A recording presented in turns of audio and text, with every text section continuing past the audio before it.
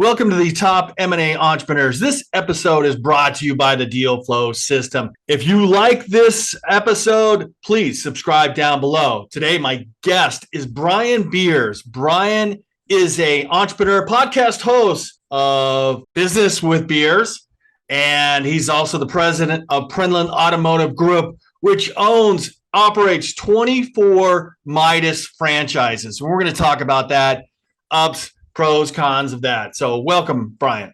Awesome. And it's now 29 as of today. So 29. Congratulations. You better update thanks. your LinkedIn. That was I know, you're right. Oh, okay. It's almost right. 30. It's almost actually 30. So I'll just wait till then. So I was going to ask you, like, how did you get into this? But I read your story that your family started it quite a few years ago, and you took over president, and you're on an acquisition tear. So tell me how you guys got into that yourself. I mean, did you just go to these Midas franchises? Your parents drag you, or what? No, so I guess my dad got into it in 1976. He got into it because his uncle or his cousin was in it up in Boston area in the early 70s or late 60s. So pretty early in the, franchising world back then. Completely different business model. But my dad was 22 years old. And him and his dad, who's like a school teacher and a football coach, and they started with one location and just, he was an entrepreneur and grew it to 6 throughout Philadelphia area and did it for 30 something years. And, it was a great, great life for us and our family. And I went to college. I studied business. I came back 2010 and decided, I was going to join the family business. And at that point, my dad, business wasn't doing too good. 08, 09, it was rough for a lot of people, and they were tired and they were thinking about selling the business and just, holding on to the real estate and just kind of getting out of it. And so I come in, I breathe all this new life, new ideas. I go to all these conferences. I meet people. I learn all these new ideas because I knew nothing about business. I knew nothing about cars. I still don't know that much about cars, but I can, that's okay. It's not my job. And, so I started learning these best practices from these guys around the country who became my friends and started implementing the things. In 2016, my brother who had joined the business decided we were going to start expanding. So we kind of went off on our own. We bought 2 stores, still ran everything as like one company, but we separated ownership. And then, we started, and then we bought another 1, another 2, and opened a couple. And then we bought 7 and then 4 and then 5. And then, with some larger groups and, anyway, and a lot of it's been recent. We went from 12 to almost 30 now in like the last 16 months. So that's fantastic. Yep. So anyway, a lot of it is kind of like you got to really figure out, put the systems in place. But once we have it, it becomes, this is what's nice about a franchise system, even being a franchisee, is it's easy to then duplicate out, what we did in Philadelphia into New Jersey and then do it again in this other market. So the franchise is in place, but what is it that you do that allows the franchise to thrive? Sure. Yeah. Great question. So, a lot of success, we're in the people business. So, we fix cars, but we're in the people business. So it's communicating, right? Like customer comes in with a problem, you come in, you got a noise, whatever. We got to be able to understand what that is and then make sure our technician is finding the right problem. We're solving the right problem. We're communicating. And so that's a lot of what we focus on is hiring really good people. And we try to create a culture that is of people that, kind of align with our core values. And that is fun. So we're big into, we use Slack, which is like a tech, communication tool between our stores. So guys throughout the day will post up, sales or funny things they find in cars, like kittens and big balls of stuff out of like air filters and, so we kind of have some fun throughout the day and we just try to keep the guys engaged. We have competitions. We do have trips, incentive trips. And, we just kind of bring energy and just try to make it fun, I think. And so then we are able to energize, like we do these acquisitions and a lot of times we keep the same team in place and we can double the sales at the location with essentially the same group of people. And a lot of that is because we're just bringing ideas. We also invest in marketing, and we have a couple other things I'd be happy to tell you about as well that are a little bit more specific. Yeah, let me get a little baseline for the economics of a Midas franchise. If I was to go to Biz Buy Sell and somewhere in Pennsylvania or Wisconsin, and a Midas is there, what is the kind of the average sale and profit of a Midas franchise that somebody wants? They're a distressed seller. Not that this is a distressed business, but they want to sell. Yeah, so the volumes range. The average volume store does over $1 million, right around $1 million in revenue. The range though is, the top quartile does, probably 2 million. The bottom quartile does like 500,000. For us, a store that's doing less than 700,000 ish is losing money.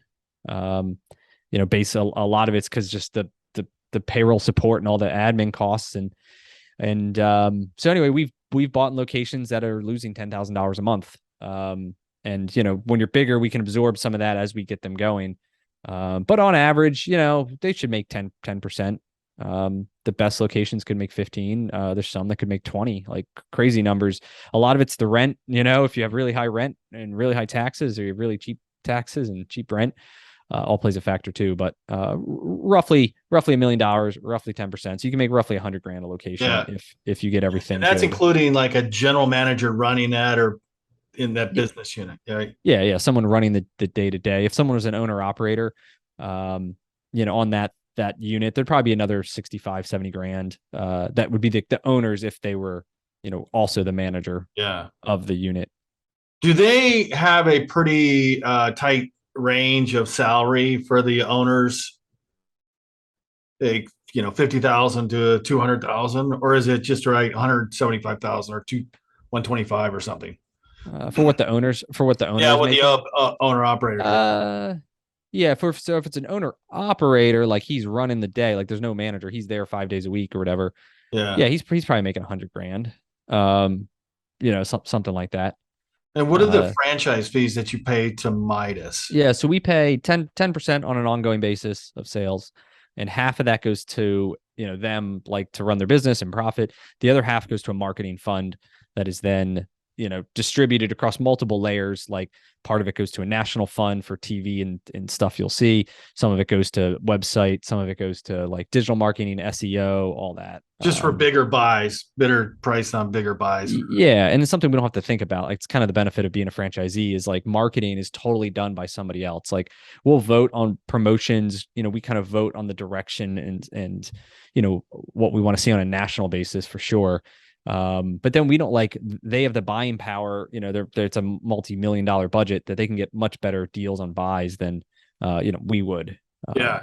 Do you So own the real estate, or does the Midas own the real estate? Everybody remembers that video about Ray Kroc, and he yeah, goes, "Hey, you're McDonald's. not Yep. in the McDonald, you're not in the fries business, Yeah. hamburger business. You're in the real estate business." Yeah, so it's changed over the years. They owned a lot of it. They followed that model before, and then when they ran into some financial trouble years ago, like before I had joined, and so they sold off a ton of real estate into like a REIT to raise a bunch of capital. And so there's a kind of a combination where Midas directly owns some properties, this REIT owns some properties, but it's not them. It's like this independent group. Some are third party landlords that Midas has a head lease with, and then they sublease it to us and sometimes mark it up. And then there's others that were direct with the landlord, and then there's some that we own directly. Yeah. So you could have any flavor that you want, but we try to buy as many as we can. We own 7 of the properties. So Yeah. Well, what kind of multiple does a Midas store do $1 million with, let's say 10, 15% EBITDA? sure. So like you can buy them. We can buy them at, on average. I mean, if someone's on biz buy sell, it's going to be 2.5 to 3 times earnings. So, it really depends on what your role you're buying in it. Like if I was going to sell just one, like I'd say, all right, makes 100 grand. I'd add back the manager's salary. I add back, all the things, maybe it's 150. And then I'd, say times 3 and it's worth 450. But that assumes that the buyer is also going to run the business, but like, and be the manager, right? Because you're doing an add back for that salary. If I was buying it myself, like when I go to buy one, I'm looking at what's the profit to the owner, with the manager in place and everything. And I'm going to pay off that number because, I'm not going to run the store. Like I'm going to hire somebody. Right. So that's kind of our More cost approach. for you. Yeah. Yeah, sure. And that's how we scale. I mean, that's the scale of it. And then sometimes I can buy them for asset value, like a location that's losing money, a location that's losing $10,000 a month. We're not paying on a negative multiple, Yeah. right? So Well, what's it worth? A company losing one money? Yeah. Asset 150, value. Yeah. 150. Yeah. Because it would cost us 200 plus these days to, if we had to outfit a new, like a whole store with like lifts and tire equipment and racking and all the stuff, easily 180 to 200. And so if I can buy for 150 and I have $600,000 a sale and I got a team in place and I've got, brand recognition, and I can go in there and, do our thing. Some of those stores we can get, we can get up pretty quickly. We could double the sales in a couple months, and some we can't. Some take time. What was going on with that store that was losing money? What was happening? So in a couple, there's a couple different ones. It's all people, right? So it's one of the ones was, it was just a carousel of managers, of bad manager after bad manager, and so it hurt the reputation. And then it's hard to hire and retain good technicians if there's this bad manager, who's constantly changing every 3 months. And so it's just, so then, we go in, and even for us, it took three different people in the store until we found a guy that fit with the team and is now like, we're getting that store profitable. There's other ones that are purely just understaffed. Like they're really good locations. And, we bought this location. It had like 2 employees in it, 3 employees, something like that. And it should have, What's the optimal? It's a ratio, but it should have like 6. 6. It had 2. Yeah. So it had a manager and a tech. And so like, and they're working 6 days a week or whatever. And there's only so many cars they can process. Right. And then half the lights are out in the building, so it's really dark inside and it's dingy. And so we go in there and we fix the lights and we paint the inside and we hire 4 more people, and magically, sales and profits appear. Yeah, it's sometimes like the simplest thing. We think it's like this big. We come up with these big crazy plans, but it's just like we just need nice people in the store who say yes to customers, and then we run our process, which is like we say yes, we look at the car, we inspect it, we present the findings, we offer payment plans, and we get the sales. So. Yeah, I was just rewatching some of the Hotel Hell with the Chef Ramsay, and every hotel he goes, it's always the ego of the person, individual. Just fixing that. Yep. What's the kind of economics of how many average bays, and how many cars you have to turn over to get the cash flow? Like in a restaurant, he goes, hey man, we got to bring in this many people, and they could usually sit around for an hour, and the average ticket is this. Yeah, automotive's funny because it's like, our average ticket's like 250 to 300, something in that range. And so, if we can get, we can do 80 to 100 cars a week, we're hitting the numbers, we want to hit. Our goal is $25,000 a week per store, which would be 100 cars at, 250. We hit, some of my stores do well above that. We're doing, $40,000 a week. Other stores are doing 10.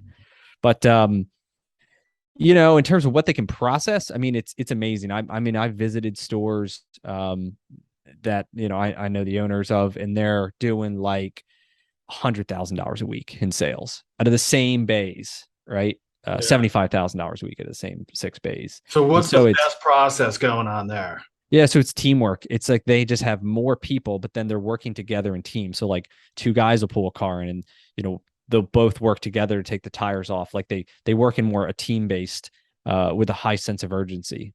Yeah, I've watched the guys at Discount Tire do that. It's the amazing model. Same thing. It's all team, but it's the same square footage, right? It's the same lifts. It's the same like air guns. Maybe they can do a couple things faster, and they have multiple tire changers and multiple, right? It's a speed game. Especially in the tire business, that's, whoever's the fastest wins, right? In Discount Tire, you can get in and out in whatever, 45 minutes. Simple model. That's all they do. Tires. Right. That's all they do. And they're really good at it. Us, like, we do brakes and suspension, diag and exhaust, and we do tires, and oil changes. And so that's one of the downfalls, I think, to Midas is like, as a brand, we're trying to be like everything to everyone, where it's like, oh, there's quick oil changes. Oh, we can do full service tire, this and engine. I have guys that can do engines and transmissions, and then we want to sell tires, and we have good pricings on it. But like, and it's, at discounts, like Success is like they're so narrowed and they're on one thing and they're really good at it.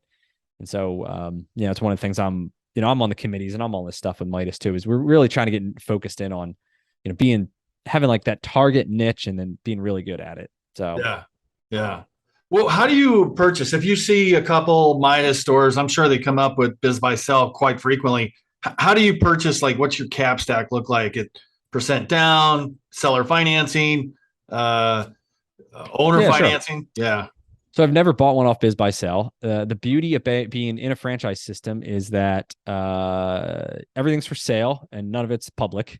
So, I create relationships. So in your network of Midas, they're like, hey, so-and-so from even Pittsburgh, Pennsylvania wants out. that's happened, but more often than not, I approach them. I create relationships. With the franchise system, you have the contact information of everybody. You know what their sales are. So I'll just call them up and tell them, listen, hey, we're looking to expand in the next 6 to 12 months. If you're interested in selling your stores, please make me the first call. Yeah. I've done that multiple times. That's how we've acquired almost every one of our stores, to be honest. And so that's like, if someone wants to grow within a franchise system, it's very easy because you have the book, you have the contact information, you know what their sales are, if they're older. I mean, all these guys are older. I knew like retirement was on the horizon. And then my goal is just to establish a relationship with them and to be known, which is easy, to be liked. And I get liked because I help them with things. So like, I'll say, hey, here's this, compensation plan we've been working with techs, or here's like this advertising plan we've been done. Like, and I would share information. And you're doing a podcast. Yeah, and a podcast. It's a little bit of celebrity authority. Yeah. That's right. Yeah. And I've hosted things like this from Midas corporate. Like during COVID, I, hosted a Zoom thing with like 75 franchisees just to get on and talk about best practices. Or I'd interview a top performing franchisee who was like a friend of mine, and I would ask him a series of questions, just like you're asking me, of like, how'd you get into it, and how do you manage your guys, and how do you do this, and how do you do that, and so then you become like this, this figure of status, and because you're known like nationwide, they all trust you because they see you, and then they like you because you seem like a good person, and reputation gets around. If you screw people over, or you're not a good operator, or you cheat your employees, like, God, people talk, everyone would know that. So once you like can get into a system and you start establishing yourself, and you can take advantage of the infrastructure that's already in place. You go to conferences, you participate in committees, you get together regional guys, maybe you host a Zoom call like I've done. Then, you start calling these guys up, and some deals they say, yeah, I've been waiting for you to call me, and we do it. Other ones funny. They say, hey, I'm not ready now, but like my daughter's going off to college in like a year, and I just want to get that. I want her in, and then I'll be ready. I'll talk to you. And then sometimes they sell, if hell freezed over, I'd still keep the one location, and then they sell them all. And like, it's funny, but so yeah. And then, so that was your kind of first question, how we find them. So I create relationships. Now we're looking outside of the area of Philadelphia, New Jersey is kind of my region. And so, we're looking at other markets, and I'll just get the big list, and I'll just go through it and say, all right, I need like 5 locations to get started. Like, cause I put a district manager in place, right? I can't go 1 location in Texas or something. I need 5. And so I can pretty easily then go through the whole list and say, all right, who's got 3 and 2, or who's got 5. But if it's all, if one franchise group like myself owns all the ones in, Ohio, like I'm not even going to look in Ohio because there's no chance that I can buy any of those locations, right? Because it's all entangled in another large group. And so then I would just call them up or email them and say, hey, I'm looking to, expand across the country. And, if you have any interest, we should talk. And say, yeah. So if you find, let's say if you find 5 ready to sell, motivated seller in Texas, what's the capital stack look like? How do you? Yep. So the way we've acquired almost all these since is owner financing.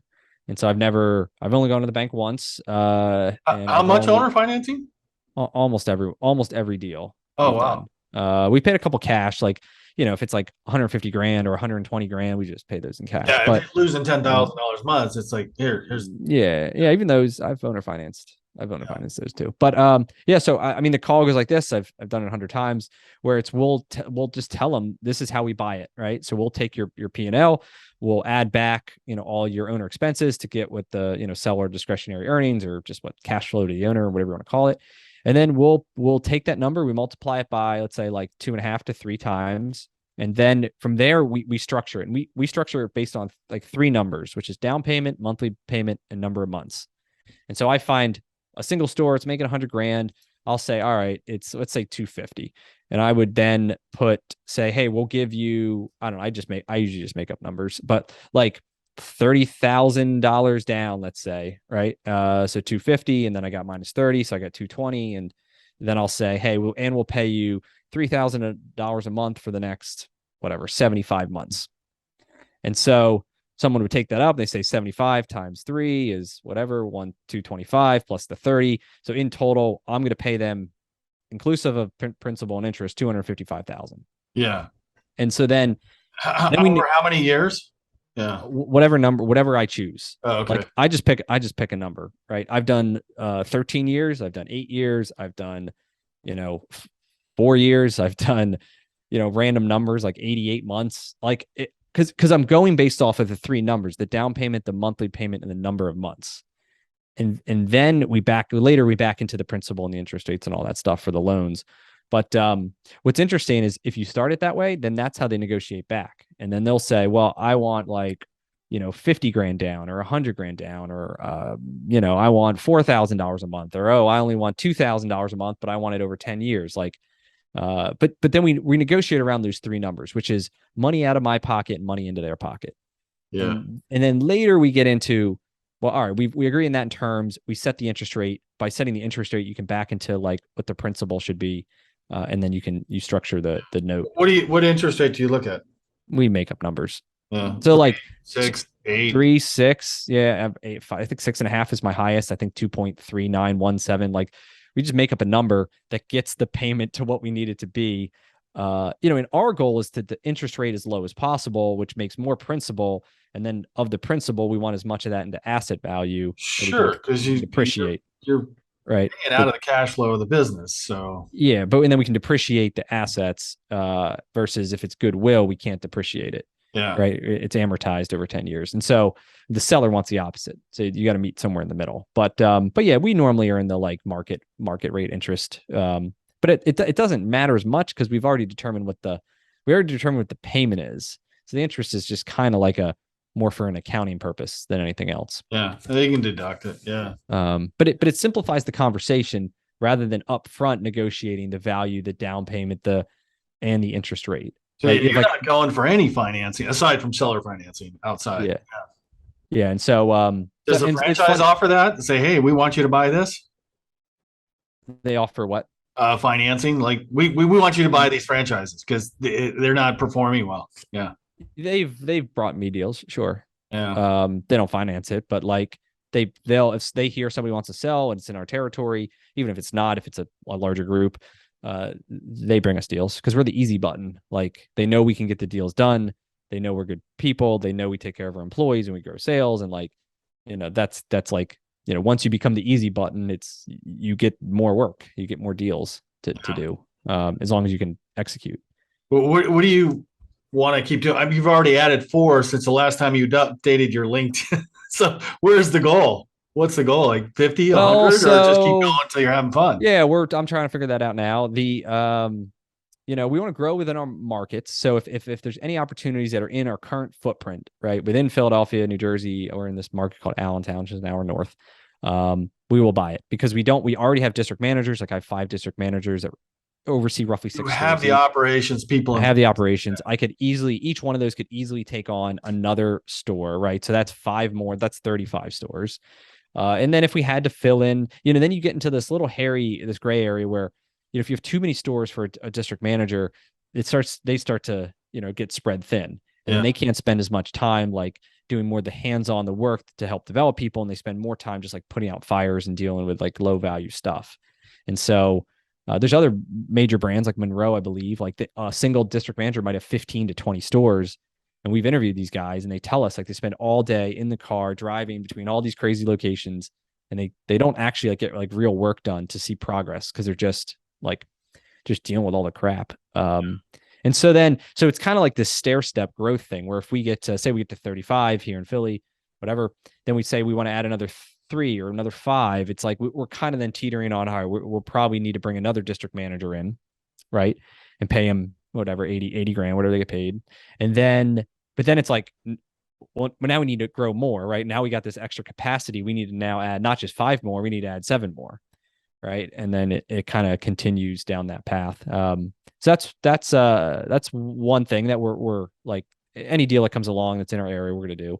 That makes sense. Because there's it seems like a domino effect that you got to make decisions on.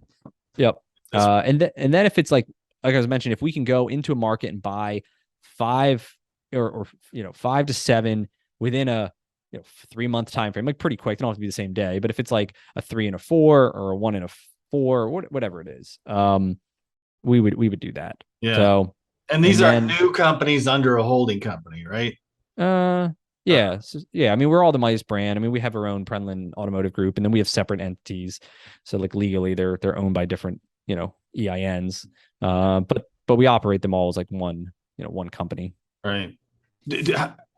And all the operations payroll goes into just one office. Yeah, we have one headquartered office. We actually only have two people physically here. Dude, I mean, you're just barely bigger than Berkshire Hathaway. That's right. And we've got 6 people in the Philippines that work for us full time. There are, our employees, remote employees. What do they do? They do HR, they do accounts payable, they do accounts receivable, they do, Oh, that's accounting, cool. I mean, accounting you probably stuff. saved quite a bit of stuff. Yeah, so you can hire extremely talented, reliable, trustworthy person for roughly $7 an hour. That's like an all-in cost, like $1,200 a month for a full-time employee. And then there's no like payroll taxes, no health insurance. We give them like paid time off and stuff, and they get holidays off. Like they're our employees. But yeah, they're great. And so then and it's easy then to scale, because then if we got to like 5 more locations, for us it's AP. We have a lot of bill pay, right? Because we buy a lot of parts. And so, we just bring on another person for, $1,100, $1,200, whatever it is a month. And then that's our incremental cost on the office side, versus if we were in a physical office, at a certain point, we'd physically outgrow the office. Right. And then people are going to have to work remote, or we're going to need a bigger office space. And at the end of the day, if people can work remote here in the US, why can't they do it in the Philippines for exactly a fraction of all the programmers are?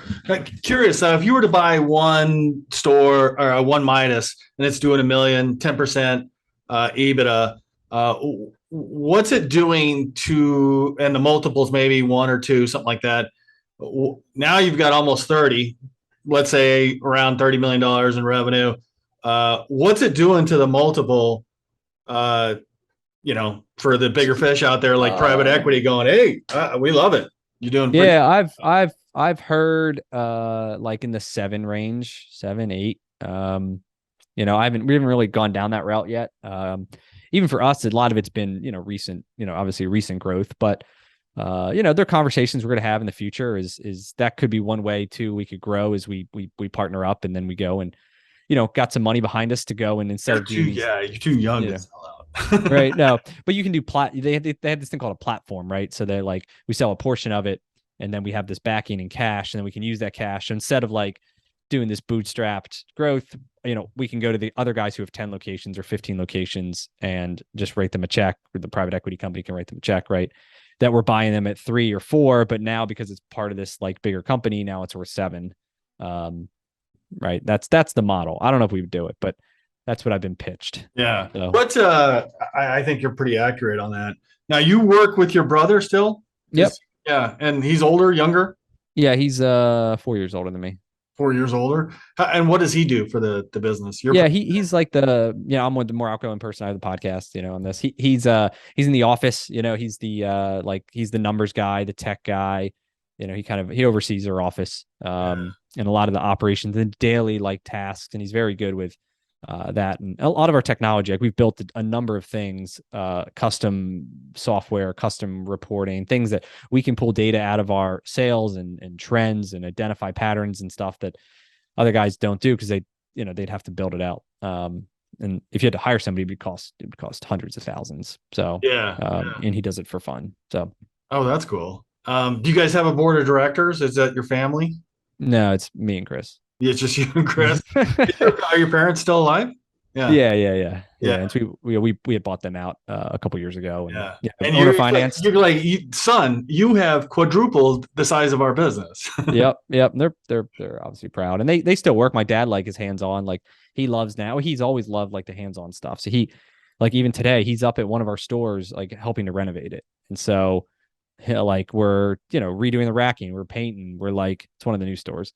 We're like, he loves like working with his hands. He's very creative, and he's very like good at. So sometimes it's just simple things of rerunning these lines or building in these shelving or whatever, these things that just make the store like a little bit more efficient for the guys. He loves that stuff. So that's so anyway, he spends half his time in Florida. He'll come back here for 2 weeks or something, and then he'll like want to do a project. We'll renovate a waiting room or like redo one of these stores, and then he'll go back down to Florida or go golfing, and that's his hobby then. Yeah. Do you pay him? Does he pay? Or Yeah, is it yeah, yeah. different? Yeah. No, he's paid. Yeah. So have you purchased any kind of acquisitions outside a franchise? What I'm trying to understand is like what you see as pro cons of buying a franchise, not buying a franchise. Yeah, I mean, so no, we've bought two other franchises that have both failed. Mainly because of, I try to view it as like diversity, like, oh, I'm diversifying my, income and these different things. But at the end of the day, I couldn't focus on them because I was so busy. I thought I could just like buy this thing, I put a manager in place, and it would run just as good as our Midas shops. Yeah. And it didn't because I couldn't dedicate the time that was necessary to get a brand new, both of them were brand new, like green territories, green locations up and going, which is a lot different too than buying an existing thing that has cash flow systems and teams in place. And we just got to like, massage it, right? Versus like building from zero on day one.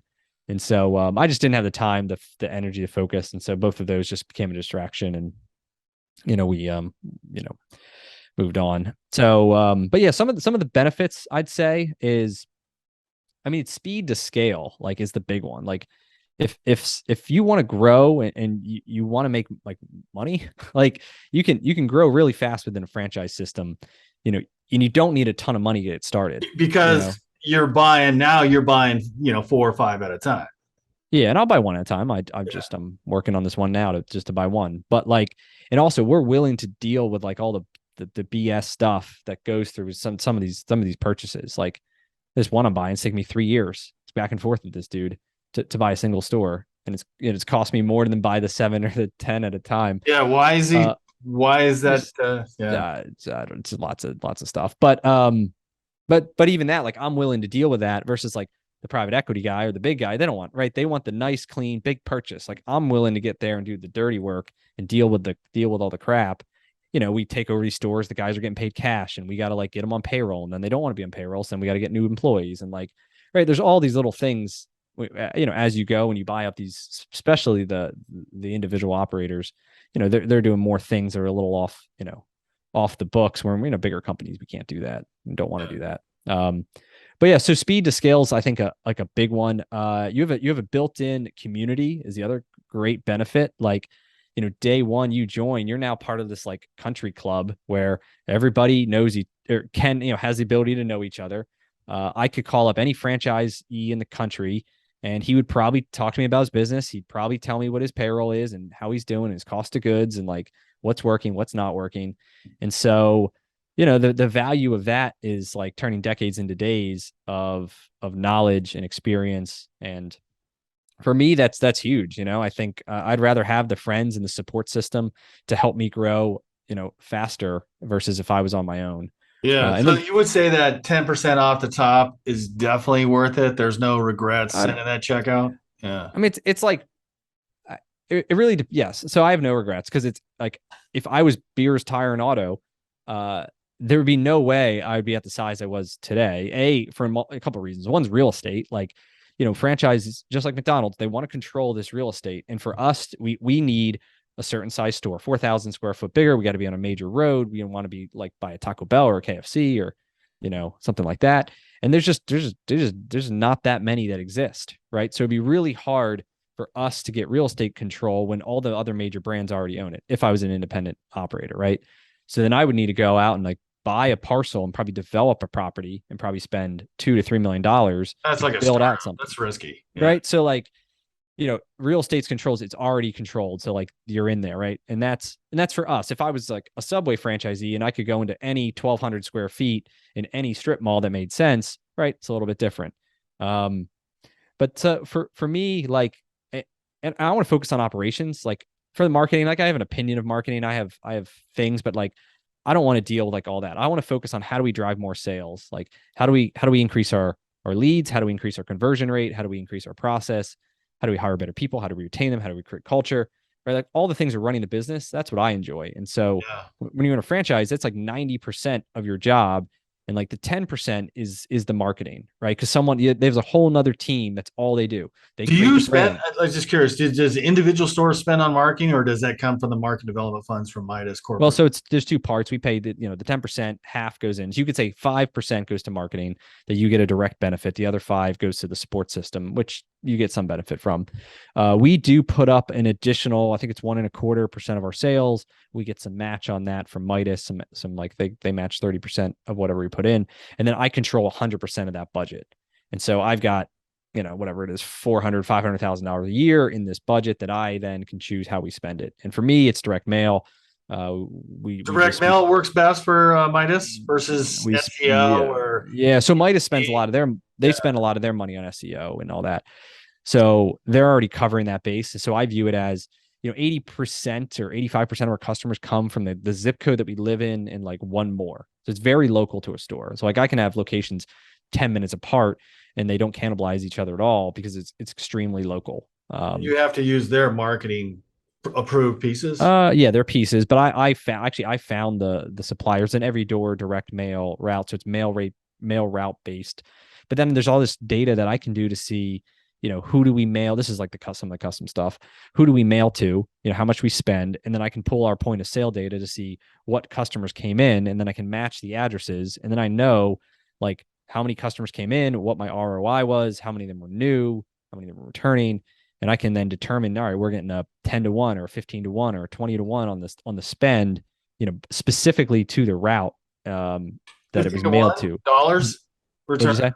Yeah, did you say 15-to-1 to 20-to-1? Some of them, yeah. Some of the route I can do it based on each route because I know the route, I know the addresses, I know all that stuff. Right. How many do you usually send out at a time? 5,000 a month. 5,000. So like, and it costs $1,500 and it can generate, let's say 10-to-1. So it can generate 15,000 in sales from that. Right. So, but anyway, so some of that is like also what's, helped some of our growth is, we have this data behind us. We figure this stuff out and then we go heavier on it. So while other guys are spreading all their money around all these different places, I'm like all in on this thing because I know that it works for me at least. Geez. Yeah, 15-to-1 return. Keep doing it. Yeah, that's right. Yes. Yeah. Can you keep doing it, or can you only do it once a month? I can do it as often as I want. We actually do it. This company that does it, they do it. We send out weekly, so we'll do 5,000 mailers, and then they get mailed out like 1,200 a week. And so then that's how so you can then spread it out versus like we used to do drops like 10 a year or whatever, but then it would we'd have this huge boost in business, but then it would be like tail off and it was like a drug. We're like, when's the next drop coming? And then we drop and then boom, we hit it. And then but then there's also lost opportunity too, because like if all these people are calling, the stores can only do so much versus now this like this trickle out seems to be easier on that. So yeah, got it. You can only take so many customers. You can't do a rush. What do you do? Let's say a Midas is here in Tucson and it was a high demographic concentrated area for, 10, 15 years, but the population moved out. I mean, how do you analyze a business? That's a good question. So mine, I mean, I have drastically different locations. I have locations in the city where people get shot like on a regular basis. I have a store. Pay them extra for hazardous duty? No, they nope. And the store does really well too. It's one of the best stores. Like, these people like, and low income areas have cars that they don't get new cars. They have used cars and they get them fixed because they have to, right? Yeah. And so some of our lower, income demographic areas do pretty well. I have a location by Villanova, which, if you listen to basketball fan, like it's a super high income area. We're around the corner from a Maserati dealership.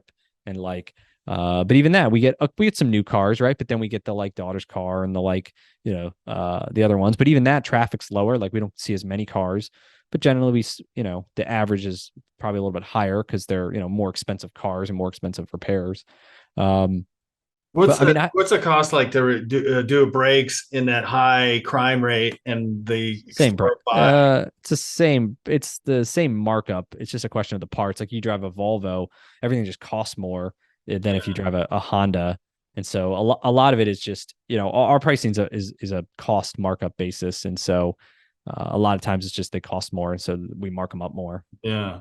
Are you seeing any trends happening with fixing, electric cars, Tesla, any changes there?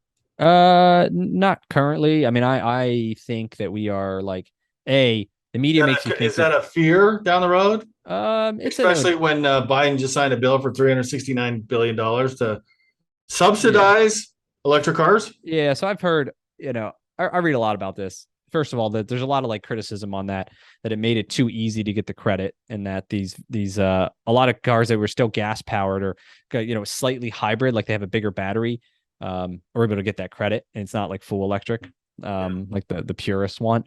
The bigger issue, there's a couple big issues. Number one is like the US doesn't have the infrastructure to support more than a certain percentage of cars being electric. Like the grid can't support it. I think I've read it's up to 10% or something like that of cars could be electric, and the grids could charge You want to them. watch a state Right. go into a suicide is California. If everybody goes to electric and there's no power to support it. Yeah, there's no power. Or Texas, you get these rolling blackouts, right? Last summer, because an electric costs going crazy. And so then you can't charge your car, and then you can't go to work because you can't charge your car, or you can't afford to, right? Like, and so what needs to happen is they need to increase the capacity of the grid. And the most efficient way they can do that is through nuclear. And so then they need nuclear, the micro nuclear things. They need like 50 of them or something to get to like, it's like one in every state or more. And so then you talk about the years that it would take to develop these things, all the people in the communities who aren't going to want this. I'm not going to be on the planet. Right. So all these infrastructure changes to make it actually impactful, the Biden bill is great. And like, they're all going to make all these new cars, but they're only going to sell like 100 of them, a year. Like the Ford Lightning's like 100 of them or whatever it is. And maybe it's more than that. But the bigger problem is this infrastructure. And then it gets to like I don't know. I mean, in the city, right? We're in the city of Philadelphia. Like everyone parks in the street and these side streets and stuff. Like, where the hell are they going to charge their cars? Like, are they going to install chargers to telephone poles that people are going to like break and try to steal? And like, are they going to put them in at Target or Walmart? And then you got to like go to Walmart to like charge your car. Like, I don't buy that. So anyway, I'm a bear on that. But then in terms of our business, listen, they 60% of our business is the wheel well. So brakes, tires, steering, suspension, which every electric car has all those things. If anything, they're probably going to have more issues because they're going to have a million different sensors.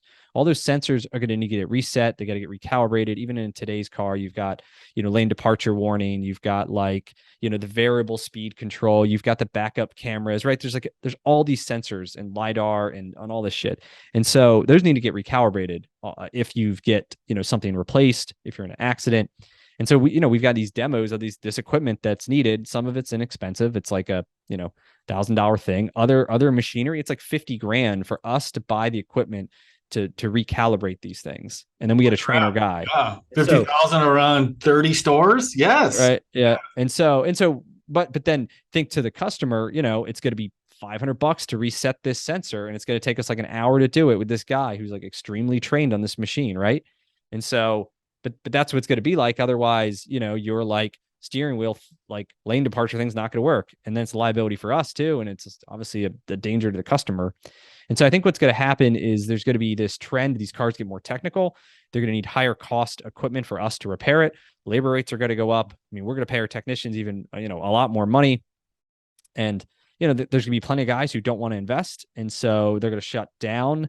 And there's going to be further consolidation of the bigger players, the bigger brands and the bigger operators within the brands is what's going to happen. And for us, it actually might become more profitable because, if I charge you $500 to recalibrate your thing, I have no cost of goods into that. And it's just the cost of the labor to the tech. Right. And you charge obviously $15, $20 an hour and you're boom. Oh, he's going to be paid way more than that. But yes, he'd probably be $40 or $50 an hour. But yes, at that point, 10x markup. So yep, something like that. So and then you hear stories of these batteries being replaced, and like there's this thing on Twitter the other day. It was $34,000 to replace a battery in a Chevy Volt. Well, the sources, the rare minerals come from people that we're not friends with. Yep, in China and stuff, but then there's these guys who can replace cells in batteries, so they can diagnose like what part of the battery is bad, and there's like these individual cells, and they're able to like fix the existing battery at a fraction of the cost of replacing new. And so there's all these like new services, and my guys don't know how to do that or anything, but there's these new services that I think we'll adapt and learn, and we'll figure it out. And I'm not evolution. I got a question, and I don't have a lot of time yet, so I want to ask you about what's the hardest thing to assimilate a new Midas? Is it the culture differences, or And where do you bring the culture in if there's, it's not friendly? What happens? So if I buy a new location, how And do I, how there's do, a kind of let's say unfriendly culture to what your culture is, because you bring your culture and they Yep. had a culture with the previous owner. Yep. So we, listen, we give everybody a chance to get on board. This is what we're going to do. You're going to get on Slack. This is like, you're going to follow this process, right? And a lot of us, and we didn't talk about this at all, but it's like, we're big into consumer financing, right? So auto repair is expensive. We have a number of programs that we can help people from good credit to no credit get, pay us nothing today and get anywhere from 3 months to 6 months to 12 months of interest repayments, right? So a credit card, in for good people with good credit, and there's like a no credit needed program for people with bad credit. And so we're really good at those. We're one of the best in the country at it. And so but you got to train it, right? Guys have to understand this is how these programs work. This is how they help the customers. This is how they help us.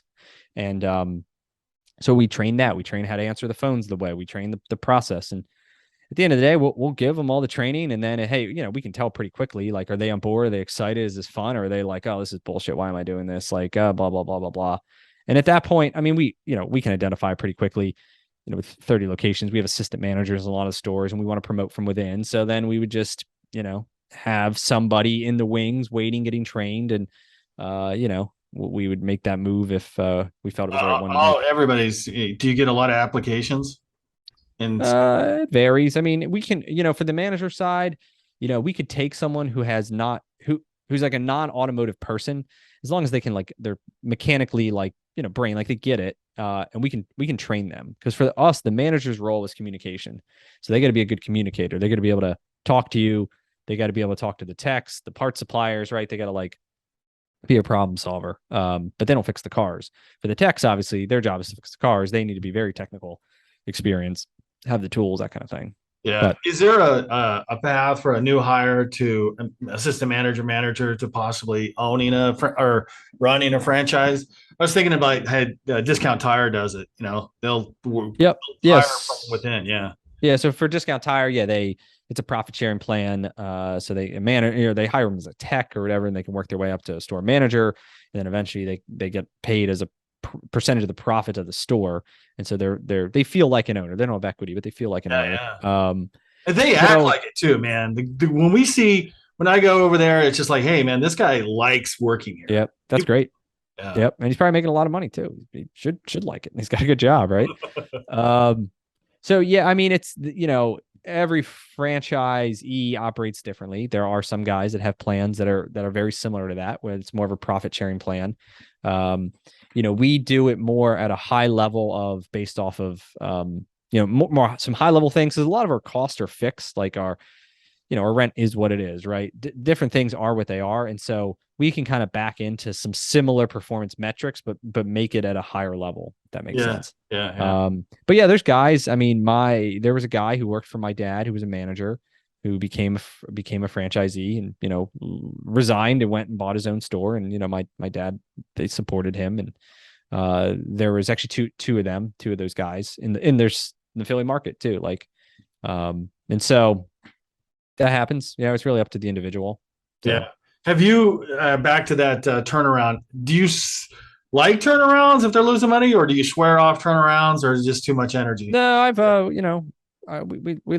buy them. We all day long if we have to, and it's just a matter of it's just me putting pressure on my team that, like, we can't just sit there and wait for it to get better. Like, it's a lot more work sometimes you just get like a good manager and a good tech, and you just paint the place, and that we're there every day. Because a lot of these stores, like, the phones are ringing, like the cars are coming in, and it's really up to us of, are we following the same process in the same car every single day? It's consistent execution. If we can do that, I think every single store could do, let's say, the average is like 1 million or 1.1 or whatever, we're right around there. But my best stores do 2 million, right? Like, every store could get to 2 million. It's the same 4 walls, right? It's the same marketing, same traffic, same pricing. Yeah. Traffic's a little different. Some of them are but they could build it, right? Each one of them could build it if they if we get the right people in the right places doing the right things. And so, can you add new products or services? So, you look at some of these Starbucks franchises, you go, oh, we just made this mocha with goat's milk. And yeah, we've done some, you can package things a little bit differently, right? Maybe we could package a group of services together.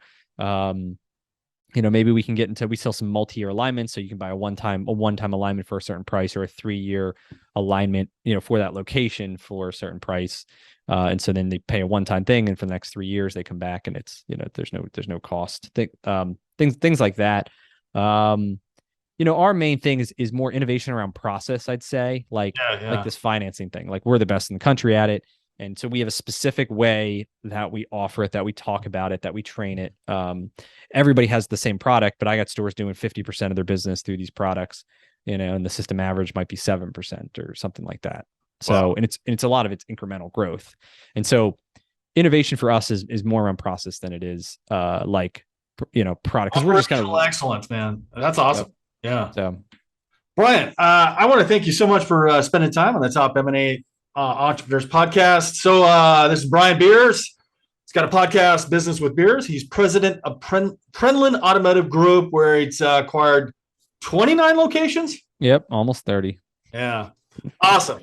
Thank you so much for spending time with me today. Awesome. Well, thanks for having me. It's been fun. Take care. Cheers. Bye.